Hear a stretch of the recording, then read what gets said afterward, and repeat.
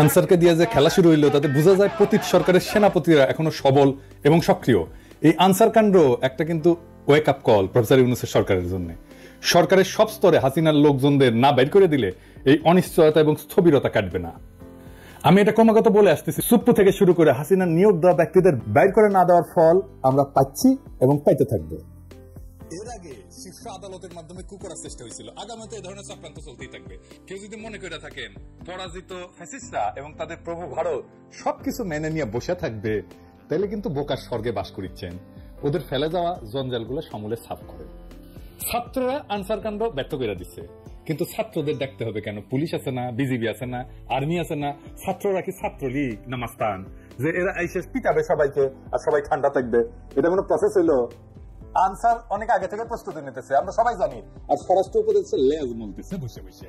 ওই যে দেখেন স্বরাষ্ট্র উপদেষ্টা মালদারে দেখেন কেমনে কথা কয়। এই উপদেষ্টা এবং অন্যান্য যারা সহকর্মী সবার সাথে আলোচনা করে আমরা একটা সিদ্ধান্ত উপনীত হয়েছি, এখন থেকে রেস্ট প্রথা থাকবে না আনসারে। আর অন্যান্য যে যাদের দাবি দাওয়াগুলি আছে ওই জন্য একটা কমিটি করে দেওয়া হচ্ছে। এই কমিটি পর্যালোচনা করে আমাদের কাছে পাঠিয়ে এবং তা আমরা আন্তঃমন্ত্রণালয়ে বসে একটা সিদ্ধান্ত নেব। এটি আপনাদের কাছে আমাদের আপনার এই মেসেজটা সবাইকে পৌঁছায় দেন। রেস প্রথাটা একটু কি এটা একটু ব্যাখ্যা করলে ভালো হয়। রেস প্রথাটা হচ্ছে আমাদের নিয়ম নীতিমালা নিয়োগ বিধিমালা অনুযায়ী ওনারা 3 বছর চাকরি করার পরে 6 মাস যাবত ওনারা রেস্টে থাকে। এরপরে ওনারা আবার অঙ্গীভূত হয় 6 মাস পরে।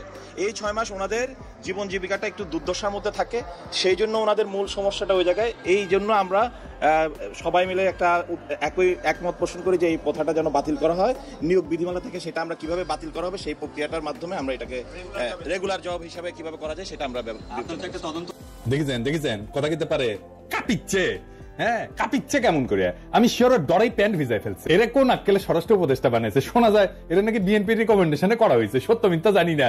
ওই নাকি কেউ গেলেই তাকে কয় যান বিএনপি করেন, এটা নাকি কয় ওই বিএনপির প্রতি কৃতজ্ঞতায়। যাই হোক, সত্য মিথ্যা তো জানি না। আবার অনেকে আমার কাছে উষ্মা প্রকাশ করেছে যে আমি কেন ওরে 111 করছি, ওই নাকি ররে ফাটায় ফেলবে একেবারে, কারণ বিডিআর বিদ্রোহ নিয়ে ইন্ডিয়ারে ধরবে, ও ঠেসে ধরবে।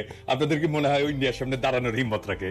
সব অপদার্থ উপদেষ্টা নিয়ে চলতেছে। আর এক উপদেষ্টা তৌহিদ সাহেব, উনি মায়ের বাচ্চা হবে তাই ছুটি নিয়ে নাকি আমেরিকা গেছে। এটা রক্তাক্ত বিপ্লবের পরে এই হইতেছে উপদেষ্টার অবস্থা। সালেজন কইছে যে সমস্ত মামলা দেওয়া হইতেছে তার নাকি প্রথম পর্যায়ে পার হইতে পারবে না। তো এর দায় কার বলেন? আপনারাই বলেন। স্বরাষ্ট্র আর আইন উপদেষ্টার তো নাকি? যাই হোক, আসিফ নজরুল্লাহ এটা ব্যাখ্যা দিচ্ছে, কিন্তু এটা নিয়ে পরে আলাপ করবো। আজকে অন্য বিশাল প্রচুর আলাপ আছে, সেই জন্য আজকে এটা ধরিচ্ছি না। তো যে অভিযোগে মামলাগুলো দেওয়া হয়েছে তার বেশিরভাগ ক্ষেত্রে তো হাস্যকর। যেভাবে গ্রেপ্তার হচ্ছে অতি নাটকীয়, আর যেভাবে আদালতে তোলা হচ্ছে তার দায়িত্ব জ্ঞানহীন। আপনি যদি কোনো একজনকে অভিযুক্ত করে আদালতেই তোলেন, তারে মাইরা বিসি ফাটায় তো দিতে পারেন না, তাই না? আপনি শুরু করলেন ডিম মারা দিয়া, এটা মানা যায়।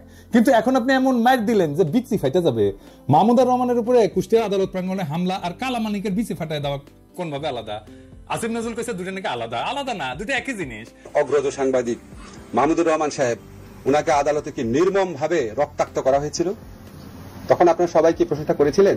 আপনাদের টিভি থেকে এই নিউজটা দেখাতে পেরেছিলেন? বিএনপির আইনজীবীরা এই কাজ করতেছেন কলে, এটা সবাই কইতেছে। নিজের বিবেককে প্রশ্ন করেন কাজটা ঠিক করতেছেন কিনা। মানিকের বিসি ফাটাইলে পাবলিকে খুশি হবে। আমার তো মনে হচ্ছে যে পাবলিক খুশি করার মিশনে নামিছেন উপদেষ্টারা। একজন গ্রেপ্তারকৃত অভিযুক্তকে যদি নিরাপত্তা দিতে না পারেন, তাহলে ক্যান্টনমেন্টের মধ্যে আদালত বসান। ক্যান্টনমেন্ট ছাড়া তো এখন আপনাদের কোনো গতি নাই। কিছু হইলে ক্যান্টনমেন্ট, কিছু হইলে আর্মি, তো যান ক্যান্টনমেন্টের মধ্যে যে আদালত বসান, ওইখানে নিরাপত্তা দিতে পারবেন। তো মানিকের উপরে হামলার জবাব কিন্তু প্রফেসর ইউনূসকেই দিতে হবে, আজ হোক কাল হোক, একসময় দিতে হবে। বিএনপির আইনজীবীদের কেউ এই প্রশ্ন করবে না। প্রফেসর ইউনূসকে এমন একটা বিব্রতকর প্রশ্নের মুখে ঠেলে দেওয়া কার স্বার্থে, কার উপকার করবে? মনে রেখেন, উনি যে আছেন এই জন্য ওয়েস্টকে আমাদের ব্যাপারে হোস্টাইল করতে পারতেছেন ইন্ডিয়া। উনারা আজাইরা বিব্রতকর পরিস্থিতিতে ফেলেন না, উনারা বিব্রতকর পরিস্থিতিতে ফেলবে ইন্ডিয়ান লেসপেন্সারেরা। আপনি যদি ইন্ডিয়ান লেসপেন্সারদের জন্য দেওয়া প্রভুপাদ উপাধি পাইতে চান, সেটা অবশ্য আলাদা কথা। তো প্রফেসর ইউনূসের ডিপেন্ড করলাম, এবার ওনারা এটা ধরি না, কি কন? আর ধরি। স্যার, আপনি যে জাউরার লগে দেখা করছেন, এই যে ইন্ডিয়ান হাই কমিশনার, আমি খুব মাইন্ড করেছি। আপনার কেউ নিশ্চয়ই বলে যে পিনাকি হুদাই মুখ খারাপ করে। দেখেছেন কি টাইটেল করেছে? দেখেছেন পত্রিকার নিউজে? দেখেছেন? হ্যাঁ, এই টাইটেল যদি সত্যি না হয় তাহলে আপনার দপ্তর থেকে প্রতিবাদ পাঠাবেন, আর যদি সত্য হয় তাহলে আপনাকে জবাব দিতে হবে কেন ইন্ডিয়ার কাছে আপনি সাহায্য চাইছেন। প্রণয় ভার্মার লগে আপনার দেখা করতে হবে কেন? সৌজন্য। হ্যাঁ, ওই যে কইছে সৌজন্য সাক্ষাৎ, তো ও সৌজন্য দেখাইছে আপনারে। স্যার কি কন? আপনার শপথ অনুষ্ঠানেও আসছিল? আসে নাই। ওই সৌজন্যটাটুকু দেখাই নাই। এই তো জাউরের সৌজন্য বোধ, তাই না? আপনি বলেন ছাত্ররা আপনার দায়িত্ব দিছে, তো ছাত্ররা কি ভারতের সাথে কুসুম কুসুম সম্পর্ক অনুমোদন করে না তো। তবে এই ছাত্রদের সম্পর্কে কিছু বলা দরকার একজন অগ্রজ হিসাবে, আর এই লড়াইয়ের একজন স্টেক হোল্ডার হিসাবে। আর প্রফেসর ইউনূসকে কিছু ইনসাইড স্টোরি সম্পর্কে বলা দরকার, তাহলে ওনার বক্তব্যগুলো আশা করি আরো নিখুঁত হবে। এই বিপ্লবটা স্যার ছাত্ররা শুধু একা করে নাই, ছাত্ররা লড়াই স্পিয়ার হেড ছিল, মানে যারা রাজনীতির ভাষায় বলে ভ্যানগার্ড, মানে কমিউনিস্টরা কয় আর কি ভ্যানগার্ড, বর্ষার ফলার মতো আর কি। বর্ষার ফলা কিন্তু একা কিছু না, এটা অকার্যকর অস্ত্র বা সামান্য কার্যকর অস্ত্র। আর পিছের লাঠিটাও একা কিছু না, সামান্য কার্যকর অস্ত্র, কিন্তু দুইটা একসাথে এটা কার্যকর অস্ত্র হয়ে ওঠে। তো বর্ষার ফলাটা হইতেছে ছাত্ররা, আর জনতা হইতেছে পিছের লাঠিটা। ছাত্রদের সাথে জনতাও নামছিল, ব্যাপকভাবে নামছিল। শুধু বিশ্ববিদ্যালয়ের ছাত্র না, মাদ্রাসা ছাত্রও নামছিল, শহীদ হয়েছে কাতারে কাতারে। কে নামে নাই? রিকশাওয়ালা, গার্মেন্টস সরকার, জামাত, বিএনপি, হেফাজতের কর্মীরা, আবু সাইদকে শিবিরের সাথী। তো গত 15 বছর ধরে যারা লড়াই করছে তাদের রক্ত অশ্রু কান্নার উপরে দাঁড়ায় আছে এই লড়াই। এই লড়াই দাঁড়ায় নাই, এই লড়াইকে আকাশ থেকে পড়ছে, হঠাৎ করে বিজয় আসছে। আবু সাইদ যে বুক চিতায় দাঁড়াইছে, এই দাঁড়ানোটা প্রথম কে দাঁড়াইছে বাংলাদেশে? দেখেন তো এই ছবিটা, গার্ডিয়ানে ছাপা হয়েছিল, বিএনপি কর্মী। তারা এইভাবে অসংখ্যবার দাঁড়াইছে। মুক্তিযুদ্ধে যেভাবে আওয়ামী লীগ কুক্ষিগত করেছিল, জনতার বিজয়কে আওয়ামী বিজয় রিডিউস করছিল, সে একই কাজ কইরেন না। আওয়ামী ন্যারেটিভের পরাজয় তো দেখলেন, এবার আপনাদের এই ন্যারেটিভও কিন্তু পরাজিত হবে যদি এটাকে ছাত্রদের লড়াই হিসাবে শুধুমাত্র প্রতীয়মান করেন। 5 তারিখে আর্মি গুলি চালায় নাই, চালাইতে পারতো। চালাইলে কি হইতো, প্ল্যান কি ছিল? প্রফেসর ইউনূসকে জিজ্ঞেস করেন। আমি উনারে একটা কাজ করতে রিকোয়েস্ট করছিলাম, স্যার তো জানেন আপনি, যাতে আর্মির গুলি করে ঠেকানো যায়। উনি কাজটা করছিলেন, আপনাকে ধন্যবাদ। ওনার কাজটা সূত্র ধরে আমার একজন বড় ভাই যিনি জাতিসংঘে কাজ করতেন, তিনি জাতিসংঘে কিছু গুরুত্বপূর্ণ ভূমিকা রাখছিলেন। জাতিসংঘের মহাসচিবের ক্ষেত্রে একটা ক্রুশিয়াল ভূমিকা ছিল। আমি প্রফেসর ইউনূসকে জানাইছিলাম যে এত কিছুর পরেও যদি আর্মি গুলি করে তাহলে প্ল্যান বি কি? আর্মির সাবেক জেনারেলরা আর্মি কনভয়ের সামনে দাঁড়াইতো। কারা কারা দাঁড়াইতো আমি আজকে নাম কইলাম না। হাসিনা যদি টিকা যাইতো তাহলে প্ল্যান সি ছিল।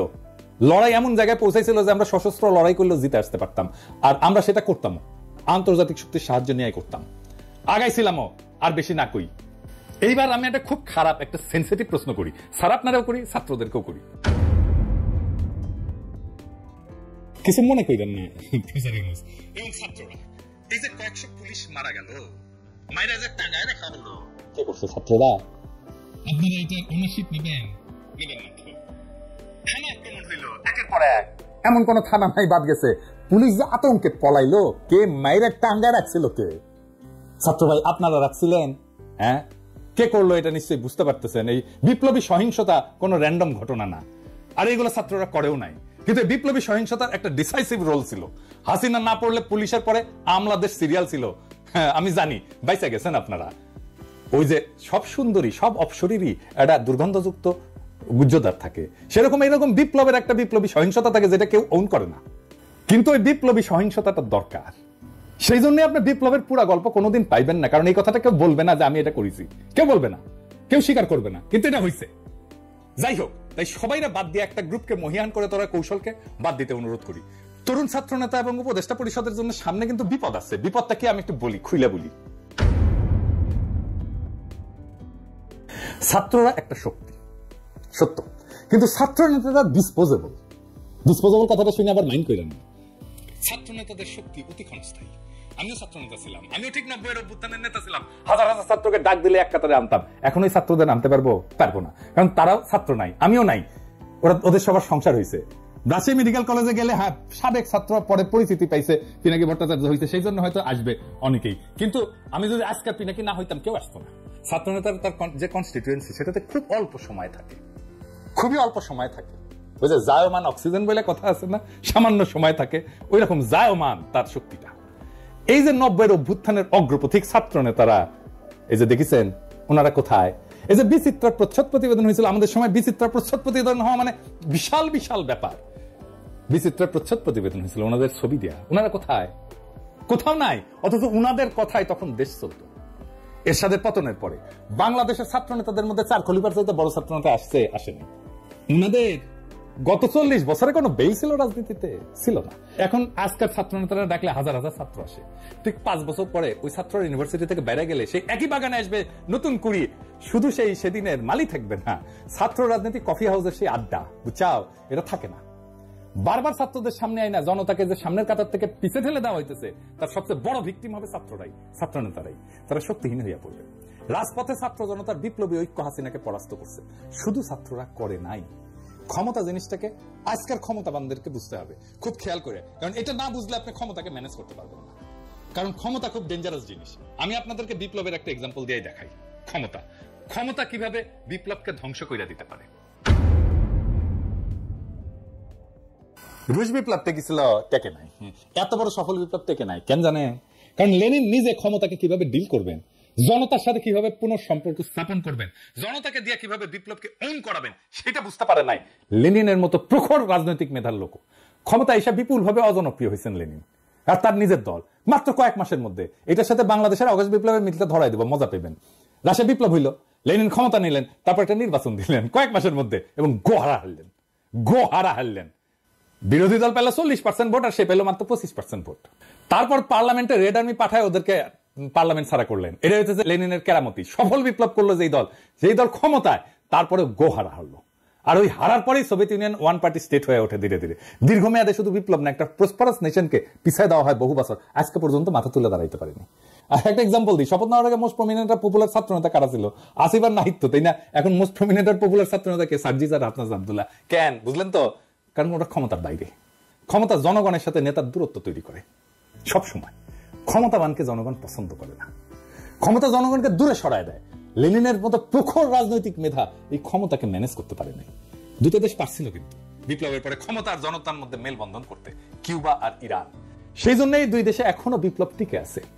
আর এই অরাজনৈতিক এনজিও দুর্বল বুইরাদের ক্যাবিনেট পারলে ভালো, কিন্তু প্রফেসর ইউনূস তো খমিনেও না লেনিনও না।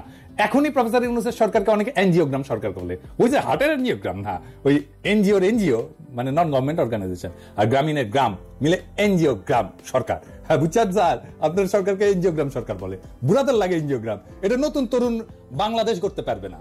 আপনার ক্যাবিনেটে 2 জন তরুণ ছাত্রকে নিয়েছেন, আমি প্রথম দিন এটা অ্যাপ্রিশিয়েট করছি, বলছি যে এটা ভালো কাজ হয়েছে। আপনি সবাই নেন তরুণ, সব উপদেষ্টারা তরুণ নেন, এই যে ছাত্রদের নেন, কোনো অসুবিধা নাই তো, আমরা সাপোর্ট করবো। ওরা খুব ভালো পারবে চালাইতে। এর আগে ব্রিগেডিয়ার স্বাগত কইছিলেন না আওয়ামী লীগকে দল গুছাইতে। আজকে আসিফ নজরুল পিছে মুজিবের ছবি নিয়ে কইলেন আওয়ামী লীগ ঐতিহ্যবাহী দল, তার সংগঠন করার অধিকার আছে। ব্যক্তিগতভাবে আমি মনে করি কোন রাজনৈতিক দলকে নিষিদ্ধ করার পক্ষে আমি না। আওয়ামী লীগ বাংলাদেশের স্বাধীনতা সংগ্রামে নেতৃত্ব প্রদানকারী দল। বিভিন্ন গণতান্ত্রিক সংগ্রামে এই দলটার অবদান ছিল। গত 15 বছর তারা যা করেছে সেটা তাদের ঐতিহ্যের সাথে যায় না। মানে বুঝছেন তো, এই এনজিওগ্রাম সরকারের কাম হইতেছে আওয়ামী লীগকে সাফসুতরা কইরা আবার মানুষের সামনে পরিবেশন করা। আসিফ নজরুলকে জিজ্ঞেস করেন, জার্মানিতে হিটলারের দল কি রাজনীতি করতে পারে? আওয়ামী লীগ কি ফ্যাসিস্ট দল না? আসিফ নজরুলকে জবাব দিতে হবে যে হ্যাঁ বা না বলতে হবে। জয়তে বললে চলবে না, যদি কিন্তু ইত্যাদি ইত্যাদি বললে চলবে না। কোন অথরিটিতে আসিফ নজরুল বলে যে আওয়ামী লীগের রাজনীতি করার অধিকার আছে? শেখ মুজিবের ছবি ভাস্কর্য যেই জনতা ভাঙ্গে ফেলা বিপ্লবের বিজয় ঘোষণা করেছিল, সেই নিন্দিত স্বৈরাচার ফ্যাসিস্ট হাসিনার পলিটিক্যাল আইকন মুজিবের ছবি পিছনে লাগায় যে উপদেষ্টাগরি করতেছেন, এইটা কি জনগণের অনুমোদন নিয়ে লাগাইছেন পিছে? জনগণ তো এটা ভাঙছে, আপনি পিছে লাগাই রাখছেন কেন, টেঙে রাখছেন কেন? আর একটা বিষয় একটু আলাপ করে নিই, আমাদের মিডিয়ার কিছু রেসপন্সিবিলিটি নিয়ে। সরকার গুমের শিকার ব্যক্তিদের সন্ধানে 5 সদস্যের কমিটি করছে, এর মধ্যে সাজ্জাদ হোসেন একজন। তো মানবাধিকার কর্মী এনটিভি একটা নিউজ করেছে এটা নিয়ে, দেখেন। হ্যাঁ, ওইখানে ছবি দিছে এই মালের সাজ্জাদ হোসেনের বলে। এই ছবিটা হইতেছে সুয়েটের প্রাক্তন ছাত্রলীগের প্রাক্তন সাধারণ সম্পাদক, গত 15 বছরের স্বৈরাচারের সুবিধাভোগী। তো আপনি সাজ্জাদ হোসেনকে চিনেন না? সে একজন মানবাধিকার কর্মী, আমাদের কলিগ তো, আমাদের সহকর্মী তো, তার সাথে কাজ করেছি তো। আপনি একজনের জায়গায় আরেকজনের ছবি দিয়ে দিবেন আর হালকাও লেগে যাবে বিভিন্ন জায়গায়। আমার কাছে কতজন পাঠাইছে, এই যে দেখেন এই লোক গুমের ইয়ে হয়েছে। আরে না রে ভাই, এই লোক তো হয় নাই। হুদাই আপনি কি সাংবাদিক নিয়ে রাখছেন এনটিভিতে এই সমস্ত আউল ফাউল? এডিটর সাহেব দেখান তো এনটিভিতে নিউজটা দেখান, আর ছবিটা দেখান, আর ওই দেখা দেন যে এটা কার সাথে মিল আছে, কার ছবি ব্যবহার করেছে দেখা দেন। এই কাজ করেন না। যাই হোক, আর এটা ইস্যু নিয়ে প্রফেসর ইউনূসের আমি নজর কামনা করছি। আসেন আলাপ করি। হাজার হাজার আহত জনতা ছাত্র কাতরাইতেছেন। আপনি বলছিলেন না যে চিকিৎসা ব্যবস্থা করবেন, আর তালিকা করতে পারলেন না আহত নিহতদের। আপনার উপদেষ্টাদের তো জানাই না কেমনে দেশ চলে, কিভাবে দেশটা ফাংশন করে, কয় হাজার আহত, 10,000 20,000 তালিকা করতে পারেন না এতদিনে। একটা হসপিটালে তো গেছে সে, তাই না? যে কোনো হসপিটালে যে কোনো আহত রোগীর একটা আলাদা ডেটাবেস থাকে, ওটা পুলিশ কেস বলে, লাল সিল দেওয়া থাকে, ইনকা করে ঠাকাশ করে মেরা দেয়। তো এই পুলিশ কেসগুলোর তথ্য নিয়ে রোড ট্রাফিক অ্যাক্সিডেন্ট, সাপে কাটা আর বিষ খাওয়া, এই 3 ধরনের রোগী যদি বাদ দেন 18 জুলাই থেকে 5 আগস্টের, তাহলে আহতদের পূর্ণাঙ্গ তালিকা পেয়ে যাবেন। ওখানে ঠিকানাও থাকে, ফোন নাম্বারও থাকে। 1 সপ্তাহের কাজ, আর একটু ভ্যালিডেট করে 1 সপ্তাহ, ম্যাক্সিমাম 1 সপ্তাহের কাজ। দেশ কেমনে চলে এটা জানেই না, এইগুলারে আপনি উপদেশটা বানাইছেন, তো বানাইছেন, ছাত্রদের বানাইতেন, সবগুলোই ছাত্র নিতেন, খুব ভালো কাজ করবে। আমি প্রথমে 2 জন ছাত্র বানাইছিলেন উপদেশটা, আমি কইছিলাম এটা ভালো কাজ করেছেন, আর সবগুলোরে নিতেন ছাত্র, কোনো সমস্যা ছিল না। তো যাই হোক, এই আলাপে শুধু ছাত্র না, ছাত্র জনতার এই বিপ্লবের অংশগ্রহণ নিয়ে কথা বলছি। তো আমি শহীদদের নিয়ে এপিসোডে মাঝে মাঝে শেষ করতাম,